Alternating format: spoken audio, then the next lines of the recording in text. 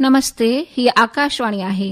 हाणे तो ममता खूबचंदानीअ खां देश ऐं विदेश जा समाचार ॿुधंदा। सभ खां पहिरियों मुख्य समाचार।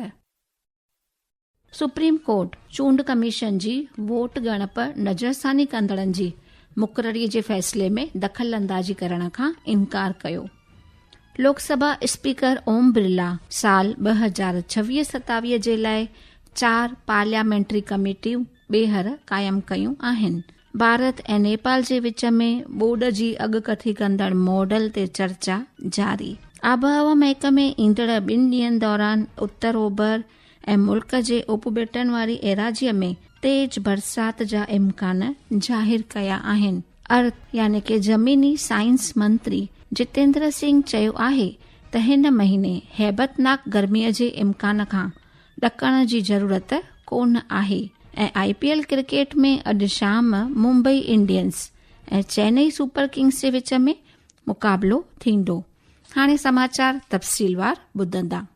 सुप्रीम कोर्ट ओलह बंगाल असेंबली चूंडुनि जे वोटनि जी ॻणप जे लाइ मर्कज़ी मुलाज़िमनि जी मुक़ररीअ जे ख़िलाफ़ तृणमूल कांग्रेस जी दरख़्वास्त में दख़ल ॾियण खां इनकार करे छॾियो आहे। जस्टिस PS नरसिम्हा ऐं जयमाल्या बागचीअ जी हिकु ख़ासि बेंच चयो त चूंड कमीशन खे वोटनि जी ॻणप लाइ मुलाज़िमनि जी मुक़ररीअ जो पूरो अधिकार आहे।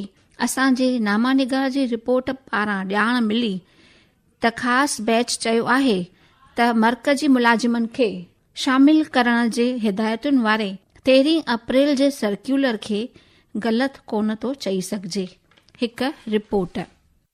निर्वाचन आयोग ने न्यायालय को बताया कि परिपत्र में केंद्र और राज्य सरकार के कर्मचारियों के मिश्रण का स्पष्ट प्रावधान है। आयोग ने कहा कि तृणमूल कांग्रेस की किसी भी प्रकार की गड़बड़ी की आशंका निराधार है। पीठ ने कहा कि आयोग केंद्रीय कर्मचारियों सहित एक ही समूह से मतगणना कर्मियों का चयन कर सकता है और उसके परिपत्र में कोई त्रुटि नहीं है। इससे पहले कलकत्ता उच्च न्यायालय ने तृणमूल कांग्रेस की याचिका खारिज करते हुए कहा था कि निर्वाचन आयोग का राज्य कर्मचारियों के बजाय केंद्रीय कर्मियों और सार्वजनिक क्षेत्र के उपक्रमों के कर्मचारियों को मतगणना पर्यवेक्षक और सहायक के रूप में नियुक्त करने का निर्णय वैध है। पश्चिम बंगाल विधानसभा के 294 सदस्यों के चुनाव के लिए मतदान 23 और 29 अप्रैल को 2 चरणों में कराया गया था। कोलकाता से संदीपन और मानस की रिपोर्ट के साथ समाचार कक्ष से जागृति शर्मा।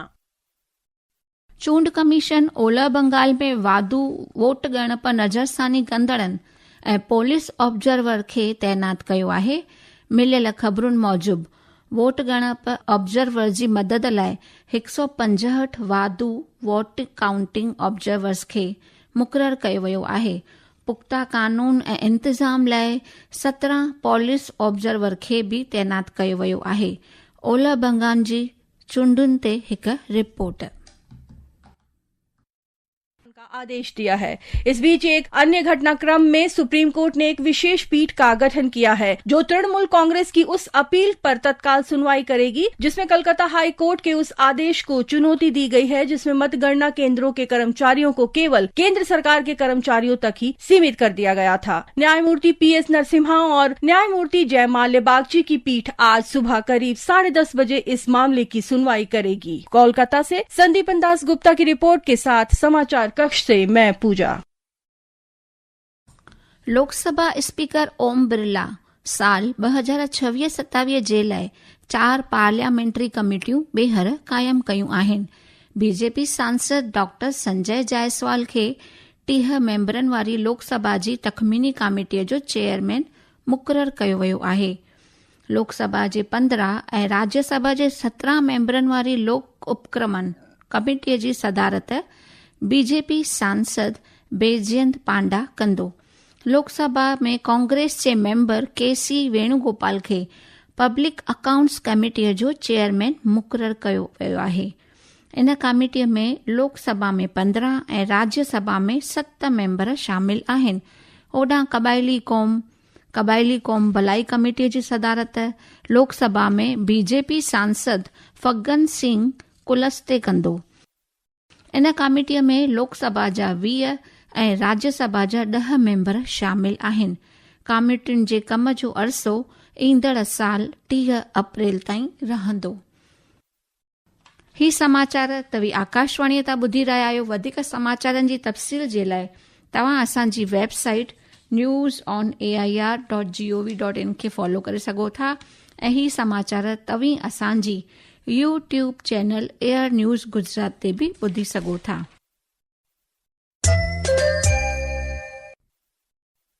भारत ऐं नेपाल जी ईंदड़ बरसाती मुंद खां अॻु ॿोॾ जी अॻकथी वारे मॉडल ते चर्चा करण लाइ काठमंडूअ में बैठक जारी आहे। भारत पारां बिहार जो पाणी वसीला विभाग जो principal secretary Santosh Kumar mall नुमाइंदगी करे रहियो आहे। गौर फरमाईंदा त इहा बैठक 30 अप्रैल ऐं 1 मई ते काठमंडूअ में मुंतजिम कोसी ऐं गंडक योजनाउनि ते भारत नेपाल जी गॾियल बैठक बैदि इहा बैठक थी रही आहे, जंहिं में ॿिन्ही पखनि पाणीअ जे इंतज़ाम ऐं बुनियादी ढांचे सां लाॻापियल अहम मुद्दनि ते राजपो ॾेखारियो। इन विच में आबहवा महकमे ईंदड़ 2 ॾींहनि लाइ असम, मेघालय, सिक्किम, अरुणाचल प्रदेश, नागालैंड समेत त्रिपुरा में तेज बरसात जा इम्कान ज़ाहिर कया आहिनि। महकमे बिहार, छत्तीसगढ़, साहिली आंध्र प्रदेश, ओभरी राजस्थान, जम्मू कश्मीर ऐं उत्तर ओभर जे कुझु हिस्सनि में विॼ सां तेज वाचूड़े लॻण जा बि इम्कान ज़ाहिर कया आहिनि। अर्थ यानी कि ज़मीनी साइंस मंत्री जितेंद्र सिंह चयो आहे त हिन महीने हेबतनाक गर्मीअ जो इम्कान खां ॾकण जी ज़रूरत कोन आहे। हुन साहिब नईं दिल्लीअ में अख़बार नवीसनि सां ॻाल्हि ॿोल दौरान ॼाण ॾिनी त कुझु इलाइक़नि में गर्मीपद मामूली खां वधीक ऐं लू लॻण जा इम्कान आहिनि। श्री सिंह ॼाण ॾिनी त मई महीने जे 2 ऐं 4 हफ़्ते दौरान गर्मीपद वधीक रही सघे थो। उत्तर ओलह, विच ऐं ओलही भारत जे कुझु हिस्सनि सां गॾोगॾु ओभरी साहिल ते पिण लूअ जा आसार आहिनि, जॾहिं कि मई जे 1 ऐं 3 हफ़्ते दौरान ओलही रुखने ऐं बरसात तोड़े बादलनि सबबि मुल्क जे केतिरनि ई हिस्सनि में गर्मीपद मामूलीअ खां घटि रहण जा इम्कान ज़ाहिर कया आहिनि। श्री सिंह इहो पिणु चयो त शहरी ऐं साहिली इलाइक़नि में राति जे वक़्तु गर्मीपद वधीक रही सघे थो।